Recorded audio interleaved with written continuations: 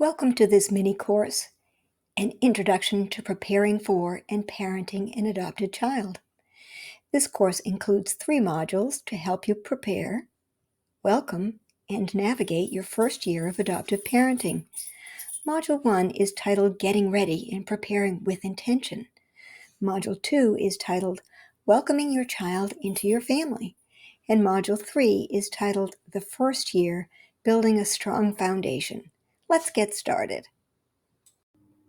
The professional coaches of Growing Intentional Families Together are pleased to present this course. We know that adoption-attuned parenting grows happier, healthier adoptive families, and we developed this material based on the latest research and understanding of adoption. Our professional coach training, as well as our lived experience as part of adoptive families, either as adoptive parents, an adoptee, or as a birth parent. Since we were once where you are now, we can provide you an educated, first-hand perspective. We're so glad you decided to join us. Hello, I'm Gail Swift, a certified coach, an author of 3 award-winning books about adoption, and an adoptive mom to 2 now adult children who joined our family through agency-assisted adoption. So I remember how it felt to be where you are now. Parenting brought me soul-deep joy and purpose and was a challenge that required all of my resources and abilities. Adoptive parenting added factors that made the process of parenting a bit more challenging, a bit more difficult. So now you know a bit about me. I will be your adoption coach for this module. Let's get started. If I asked you to name one thing that is indispensable when parenting a child, I believe most people would say love. Of course, love is indispensable. In fact, science has proved that without love, infants will fail to thrive and in some cases will actually die. Believing that love alone is enough, however, can lead parents to overlook or minimize some of the uncomfortable realities and challenges experienced by adoptees and their families.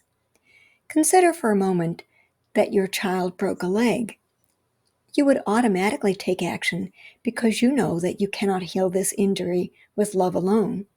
This is also true when it comes to helping your child cope with the after effects of adoption. Minimizing, denying, or overlooking these needs does not make them disappear. It may push them out of sight and out of family conversations, yet these hard realities will still remain, and your child will have to handle them alone and unsupported. When you choose to face the difficult topics and have hard conversations, you will be their source of comfort, support, and strength. And of course, you want to be the best parent you can be. So, what do you need to learn and do to achieve that? Equally important, what do you need to unlearn and avoid doing? This module will answer these questions and show you some practical ways to set the stage for success as an adoptive parent. In life, rights and responsibilities operate hand in glove. This holds true in adoption as well. With the privilege of being an adoptive parent come many responsibilities. One of the most important responsibilities of this privilege is to commit to education and preparation, specifically adoption attunement and adoption competency. As you take a deep dive into learning about the needs of adopted children, you begin to discern important distinctions between being an adoptive parent and being a bio parent. Your understanding of these differences shapes your ability to be the parents your child need. The more informed you become, the more competently you will be able to parent. Your child will feel this understanding and support, and your relationship will benefit from this awareness. They will feel seen, heard, validated, and accepted. More importantly, they will feel deeply loved. The complexities of adoption require that you parent with intention and a special approach that we call adoption attunement. This is a unique take on intelligence that we call AQ, as distinct from IQ. AQ is short for adoption attuned parenting. Growing intentional families together develop the concept of adoption attunement based on expert research, professional training, and our lived experience as members of adoptive families. Adoption attuned parenting emanates from three major principles. 1. Use a child centric approach to parenting. 2. Accept the hard realities of adoption, that it's not a fairy tale. And 3. Parents acknowledge and address their own issues.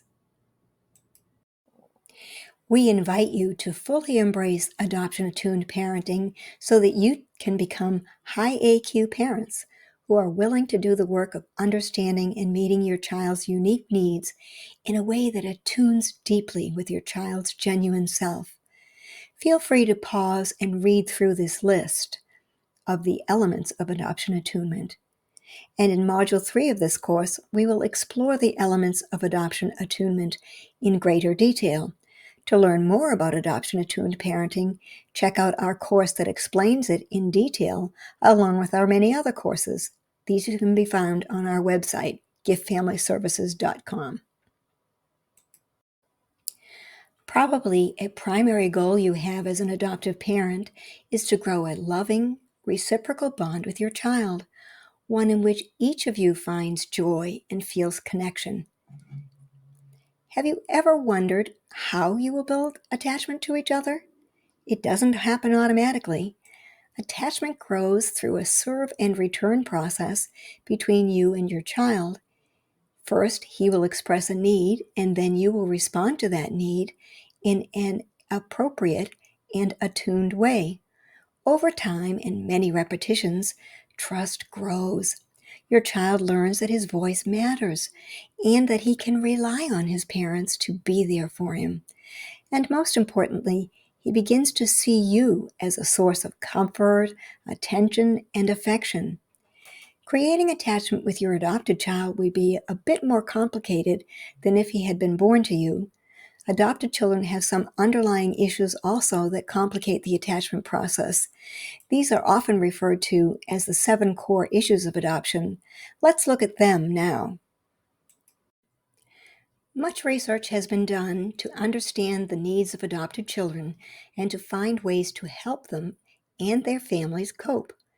In 1982, this led Sharon Kaplan-Rosia and Allison Davis-Maxon to identify 7 core issues that adoptees face. Understanding these issues can inform and adjust your parenting in a way that benefits your child. It will also enable you to parent with greater empathy and effectiveness, and in a way that your child will feel secure, connected, and seen. Weaving this sense of connectivity is particularly important in adoptive families because your child's initial attachment bonds with their birth parents have been broken, which left them feeling uprooted and unsteady. Growing new roots takes time and effort. Thus, it makes sense to be intentional about building and sustaining strong attachments, healthy relationships, and connection. Keep in mind that the influence of the 7 core issues is essentially unconscious. Yet, even though it is not intentional, these issues still exert a potent influence on the adopted child's thoughts, feelings, and behavior. To learn even more about this topic, read Rosia and Maxon's book, featured in this slide and listed on our resource slide. We've discussed how to prepare to be an adoptive parent by becoming educated and informed about the unique needs of an adopted child. We also introduced you to adoption-attuned parenting and the 7 core issues of adoption that all adoptees experience. Now let's look at how to prepare to be an adoptive parent out in the world outside of your home. This requires a level of intentionality as well.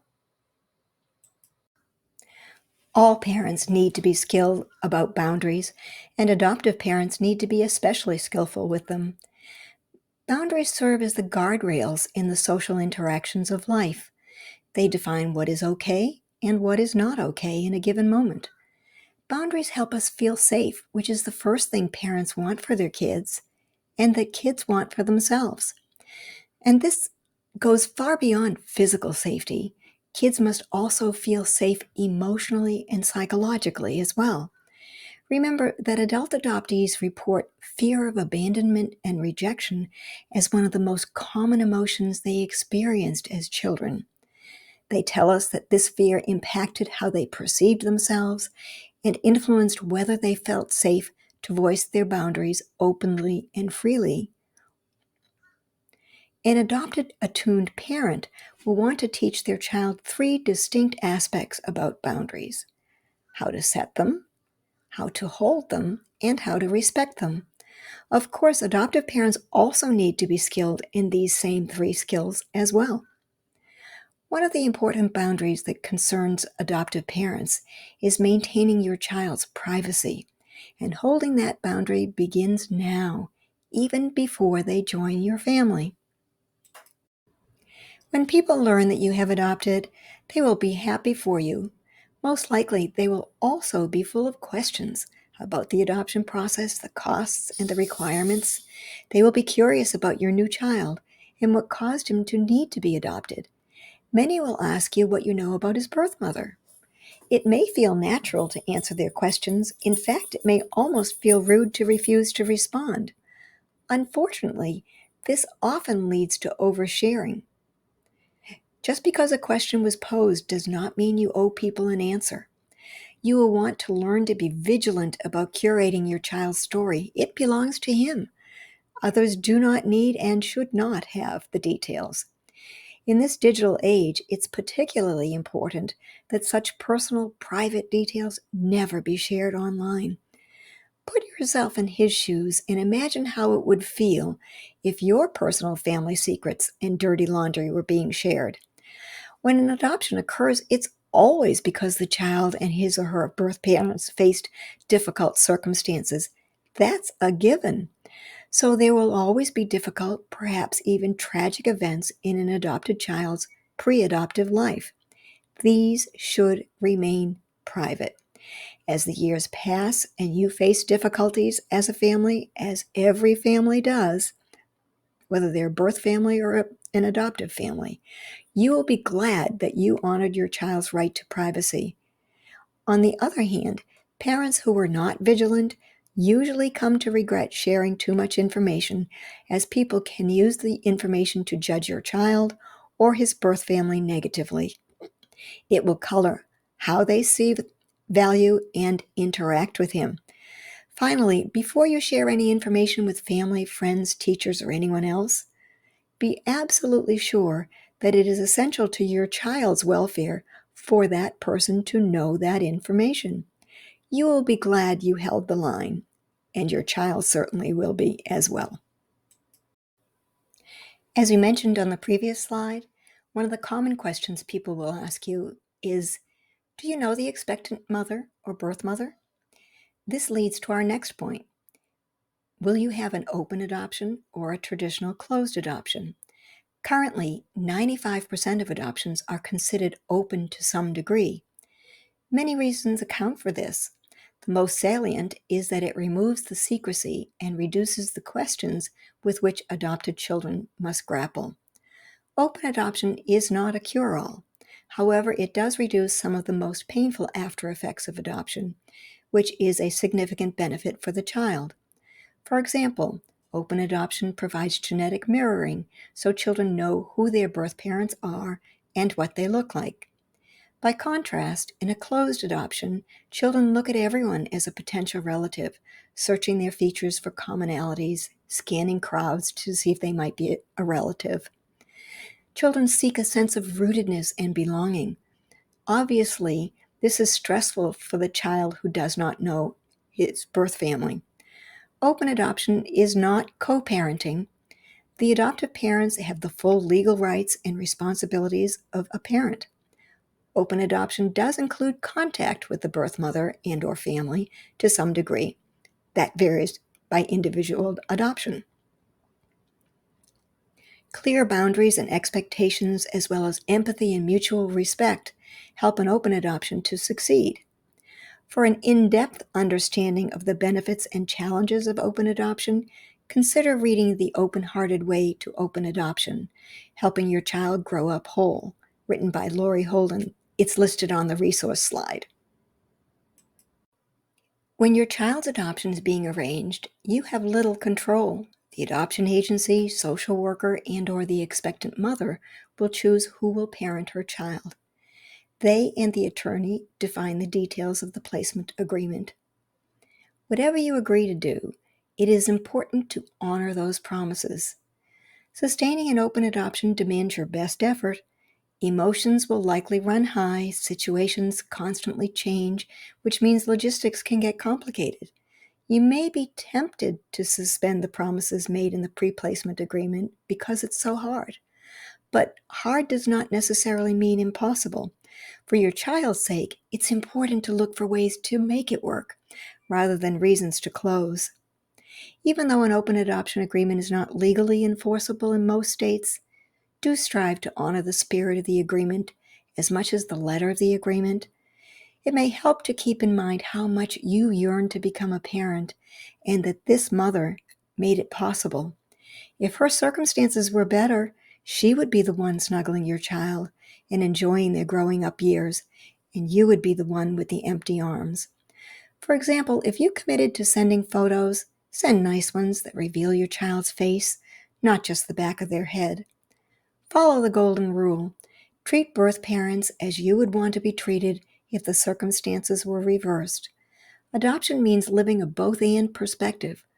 Part of this reality is that your child has both adoptive parents and birth parents. Getting ready for a child to join your family not only means preparing your home, but also yourselves. This means taking care of health appointments and any health issues, writing and/or updating your wills, securing life insurance, and a host of other items. Of course, it's difficult to think about preparing for the possibility of your own injury or death or other emergencies. Still, it must be done for your child's sake. And once you become a parent, you will need to also identify an appropriate guardian. Be sure to verify the person is willing to accept this immense responsibility, and also be sure they are willing to educate themselves on the unique responsibilities of adoptive parenting so they can lovingly and competently parent your children. Complete the necessary paperwork to authorize the guardianship agreement. Make financial arrangements so the guardian you want can afford to fulfill this awesome responsibility. Store these documents in a predetermined place where they can be found easily. Also, include a detailed family emergency plan with the names and contact information of your children's doctors. Regularly update the information to include medications and any allergies, food preferences.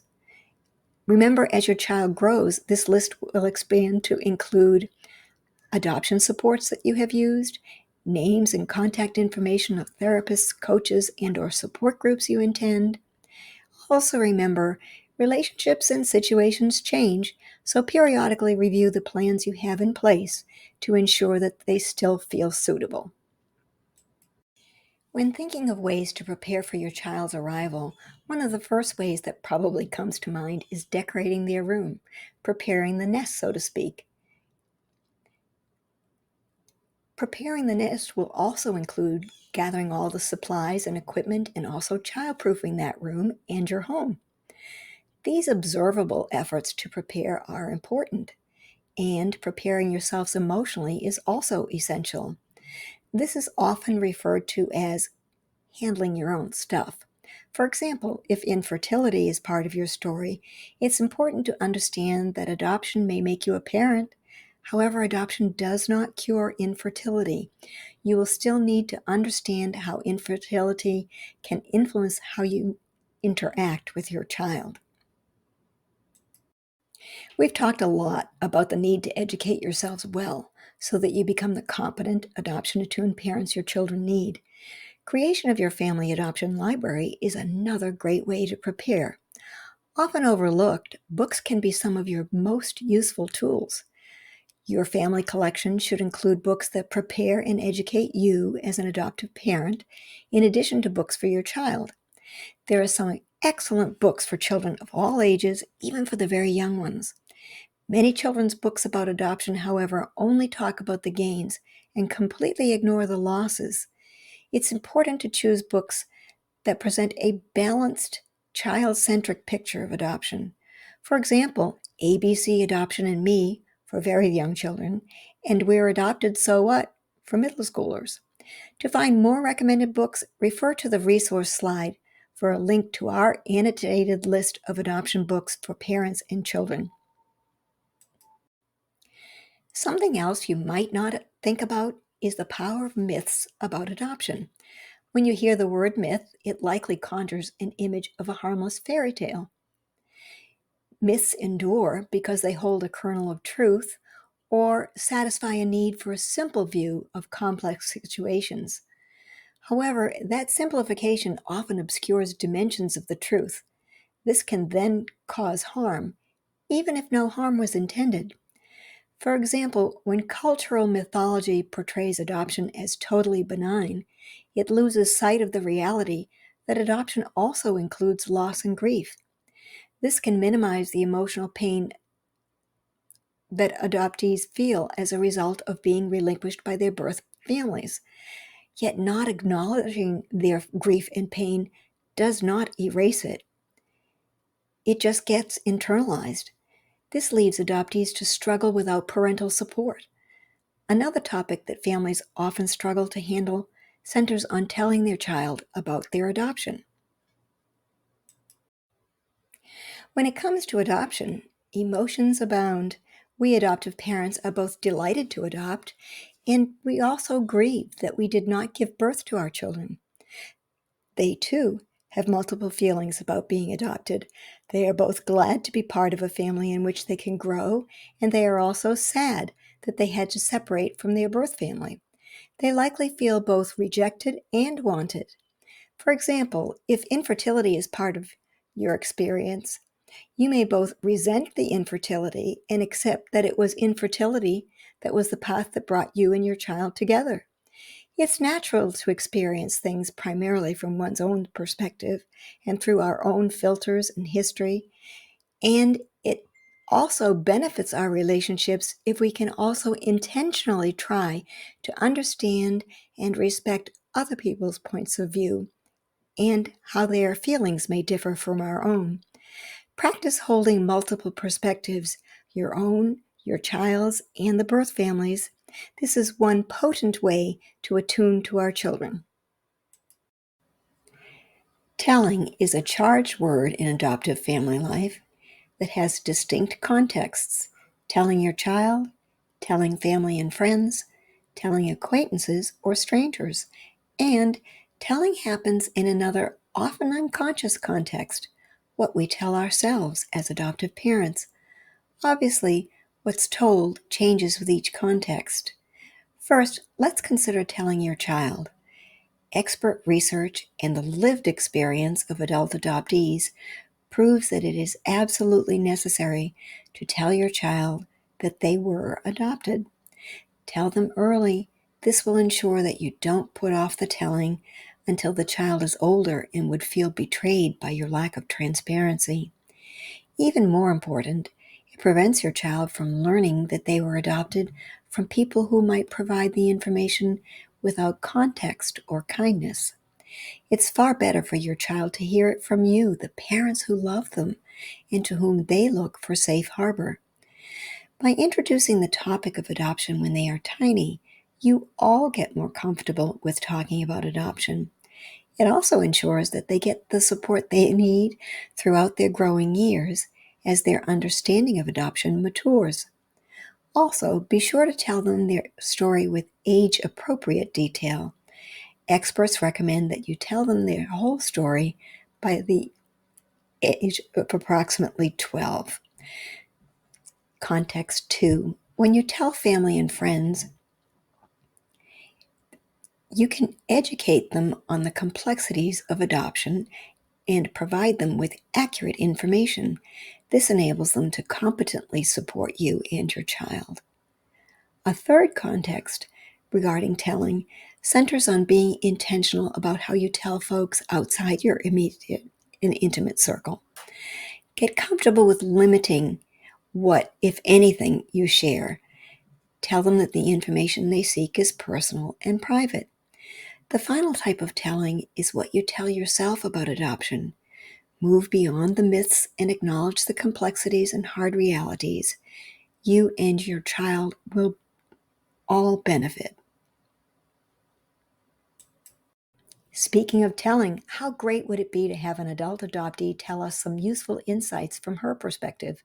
The next slide will feature suggestions from our colleague Sharon Butler Obaze, an adult adoptee. As this module clearly stated, once you adopt a child, they will interact with your entire extended family. Take time to be intentional and familiar with your family's expectations and commitment to your child. Become aware of any biases they may have. 2, if you adopt outside of your culture, become familiar with its traditions and values. Even the food is important. Similarly, if you adopt transracially, learn about these through reading and interacting with people who share their race and culture. This will nurture your child's identity development. 3, personally, one of the most impactful and limiting experiences Sharon had was not knowing her biological family or history. She invites you to open your heart and mind to the birth parent, especially if they welcome interaction.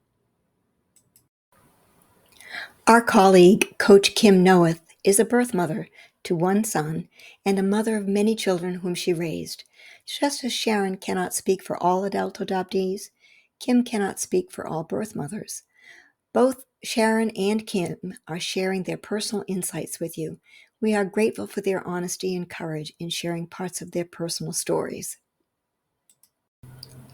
In both open and closed adoptions, there is an unspoken trust between the birth mother and adoptive parents, centered around the sanctity of the adoption agreement. The adoptive parents become a crucial link between the birth mother and her child. This agreement involves her relinquishing the responsibility of making significant decisions regarding her child, including deciding when and how to share the adoption story, hoping that it is shared early to avoid any sense of deception or betrayal. However, when the adoption story is a secret, the birth mother must conceal her identity and emotions, leading to feelings of shame and inadequacy in her desire to be part of her child's life. This secrecy also burdens the child with guilt, as they naturally feel a connection to their birth family, even when they are unaware of the details. And I would add that it is so important to honor the integrity of any open adoption agreement that you make. It is common for people to regard adoption simply as the method by which they built their family, an event with a beginning point and an end point. Adoption tends to be viewed as something done to or for a child. Once you adopt a child, you will become an adoptive family. Adoption will affect everyone in your family. Each of you will be reshaped by the experience. If an issue affects your child, it will affect the entire family. It will not fall solely on their shoulders. All of you will feel the impact of social attitudes regarding adoptive families. Adoption policy, regulation, and laws will affect you and your child. For example, if you adopt transracially, racial equity, diversity, and inclusion will matter for your child and to the family. Of course, these issues will become a high priority to you personally because they impact the child you love. This module has invited you to spend the time while you wait to prepare with intention and attunement. You've learned that adopting a child will add complexity to your lives. He or she brings differences as well as similarities to your family. Your family culture and traditions will expand to include the culture and traditions of your children's birth family and their ancestry. You will create a family woven from separate and distinct threads, into a new and unique tapestry, your adopted family. So, what will we be covering next? Module 2 is titled Welcoming Your Little One Home. Just thinking about it probably makes you smile. In this module, we will talk about your first day together, ways to facilitate getting to know one another, and strategies for building attachment during that first year. Thank you for listening. We suggest that you refer to these resources mentioned in this module. They will expand your understanding of the topics we discussed and provide a lot of very useful information. This course was created by Growing Intentional Families Together, LLC. The information provided is not intended as medical, therapeutic, or legal advice. This presentation may not be shared or broadcasted without written permission. Address inquiries to us at adoptioncoach@giftfamilyservices.com. Thank you for listening.